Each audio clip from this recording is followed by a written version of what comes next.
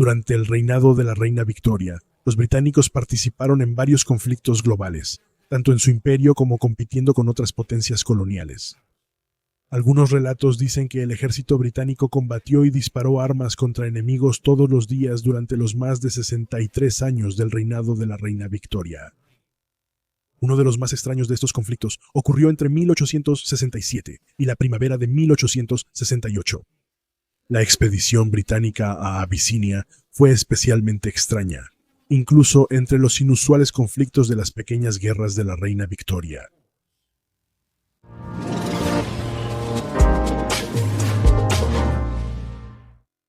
Para abordar el segundo, generalmente llamado Teodoro en Occidente, representó una época de cambio en el antiguo reino de Abisinia, hoy llamado Etiopía.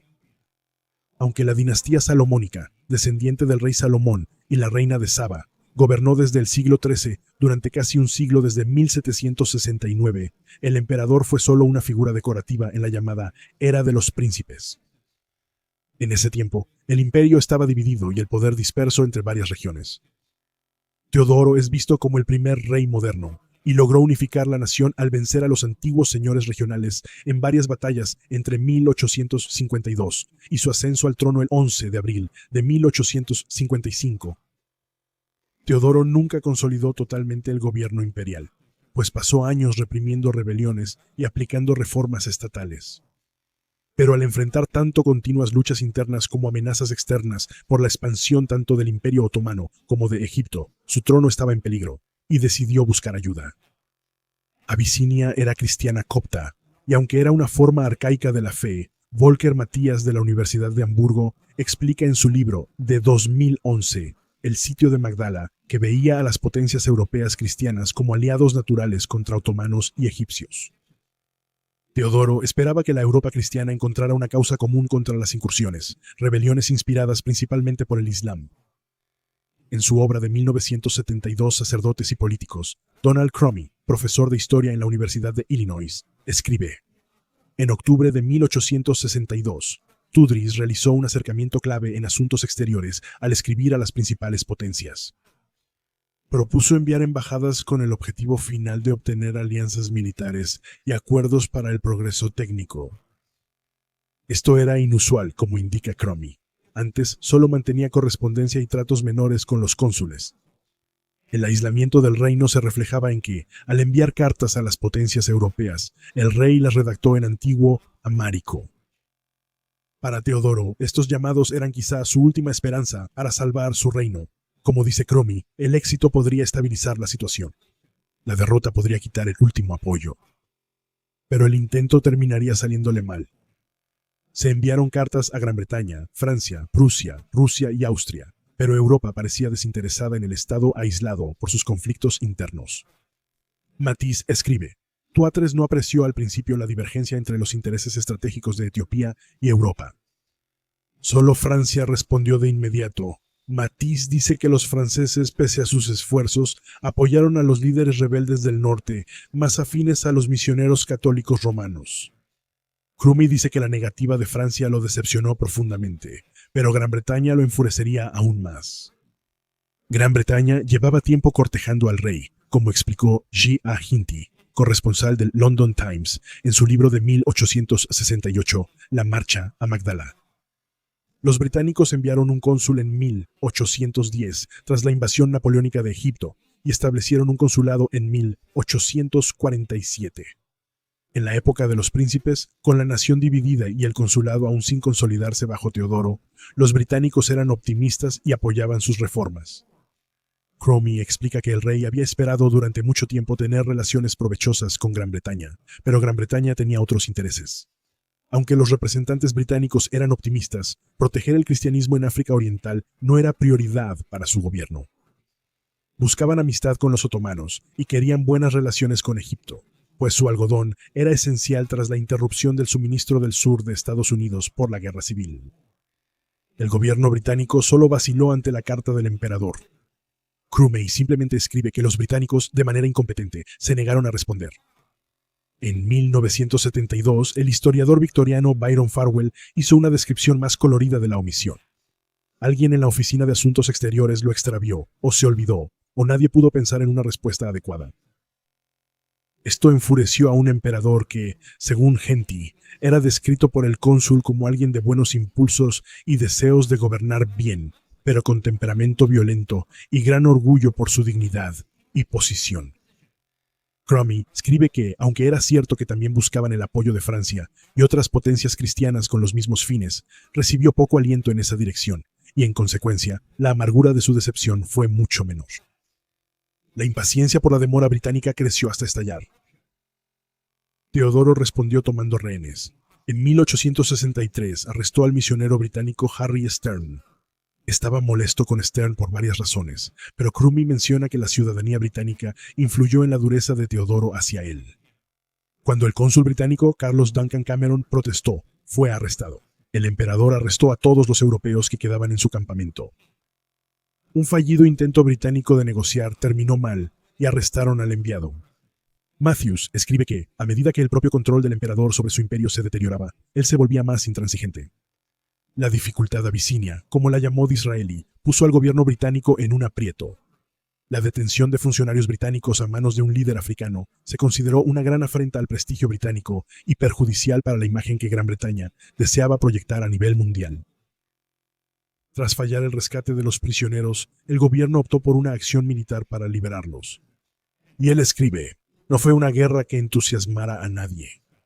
No había gloria nacional que ganar, ni ventaja nacional, pero sí se debía limpiar una mancha nacional y rescatar a un grupo de compatriotas que habían caído en esa situación sin culpa alguna de ellos, sino por los vergonzosos descuidos del gobierno. Ellos sirvieron.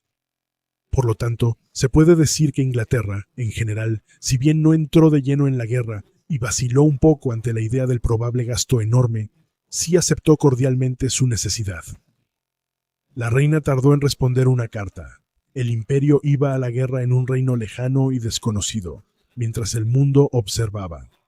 Genti señala que la expedición a Abisinia, desde que se decidió realizarla, atrajo mucha atención en Gran Bretaña y en el mundo civilizado, desproporcionada respecto al tamaño del ejército o la importancia de los intereses involucrados. La expedición punitiva británica a Abisinia fue, si no única, bastante extraña para su época. Fue una guerra en el periodo colonial sobre un lugar que no formaba parte del imperio, ni era un sitio donde el imperio tuviera un interés particular. La motivación no surgió de competir con imperios rivales, que mostraban menos interés en la región que Gran Bretaña. La guerra ocurrió a pesar del hecho obvio de que ninguno de los dos bandos la buscaba ni se benefició de ella.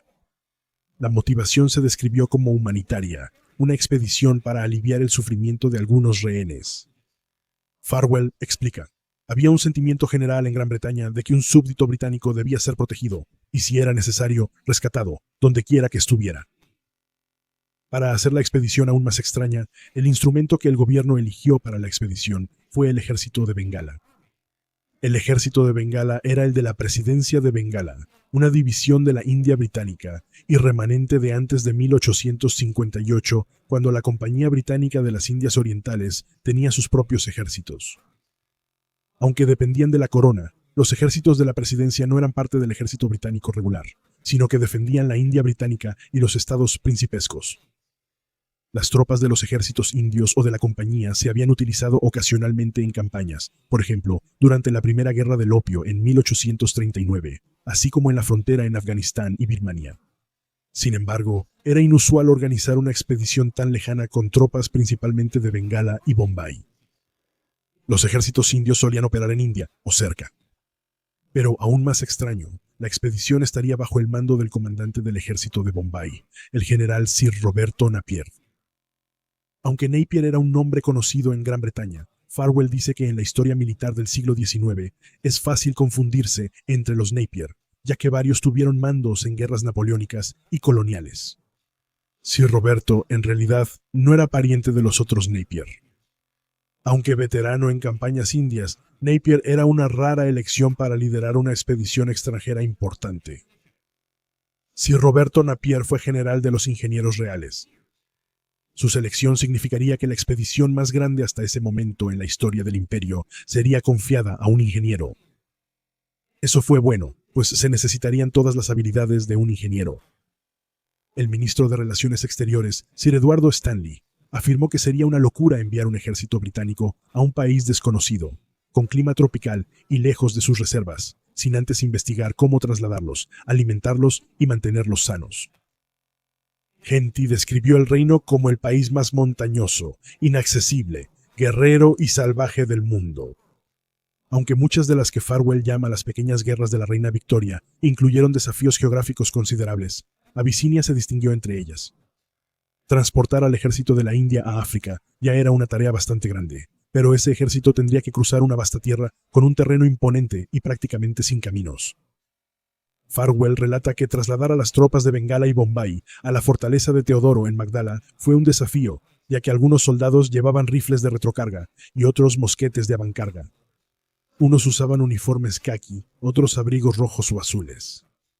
Para transportarse, había locomotoras, elefantes, vapores y veleros. Curiosamente, aunque se ha descrito al ejército como masivo, llegando a unos 13.000 soldados, Henty señaló que el total involucrado no era ni una quinta parte de la fuerza de un ejército que nosotros mismos podríamos desplegar en los campos para una campaña en la India. Trasladar a 13.000 hombres y 40.000 animales incluidos, 44 elefantes al Golfo de Sula, en el Mar Rojo, no fue tarea sencilla. Cuando el ejército desembarcó a inicios de diciembre de 1867, el entonces poco conocido corresponsal irlandés-estadounidense Enrique Morton Stanley describió la escena como extraordinaria y novedosa, como si toda una nación emigrara para fundar una gran ciudad en la ardiente playa.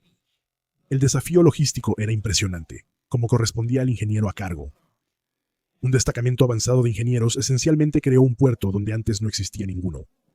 Tras desembarcar, el ejército debía marchar 640 kilómetros por tierra sin caminos. Se construyeron 32 kilómetros de vías en las llanuras. El ferrocarril, con una locomotora de la India, fue el primero del país. La demanda de agua era alta. Farwell dice que, para abastecer agua fresca en el desierto, se pidieron modernos condensadores y bombas desde Estados Unidos. En el interior, la expedición utilizó una nueva tecnología desarrollada por el hidrólogo británico John Norton para perforar los llamados pozos tubulares, en los que una tubería de acero se introduce en el suelo y se conecta a una bomba. John Mather, de la Universidad de Londres, indicó en su trabajo de 2012 sobre hidrogeología militar que el pozo tubular de Norton fue tan efectivo en la guerra de Abisinia de 1868 que después se llamó Pozo Abisinio. La relevancia del desafío se muestra, como dice Farwell, en que Napier dividió su ejército en divisiones desiguales. La fuerza de ataque menor, de 5.000 hombres, combatiría, mientras que la mayor mantendría la línea de comunicaciones y pondría a la primera división cerca de Magdalas.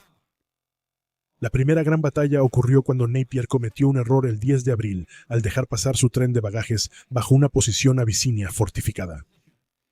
Napier notó su error a tiempo y envió a los 23º pioneros de Punjab para proteger el tren ante el avance de los abisinios de Farwell Wright hacia el tren de bagajes. La batalla de Aroshi fue la primera gran batalla de la guerra. Farwell escribe que los abisinios cargaron con considerable entusiasmo, pero los fusiles Snyder de retrocarga de los británicos superaban por mucho a los mosquetes de percusión de doble cañón de los guerreros abisinios. Farwell reporta que hubo 18 británicos heridos y 2 muertos, mientras que las bajas abisinias en la batalla de 90 minutos sumaron cientos. La fuerza de ataque llegó a la fortaleza de Magdala, según Farwell, gracias a la buena planificación y el destacado trabajo de Estado Mayor, excepcional para los estándares victorianos. El éxito se debió a las grandes sumas gastadas para comprar la cooperación de los caudillos locales. El apoyo y la cordura de Teodoro se desvanecían. Intentó negociar, pero al recibir duras condiciones de rendición, optó por liberar a todos los prisioneros, que según Farwell eran 49 o 50, según el conteo. Al día siguiente de llegar, la señora Morris tuvo un hijo.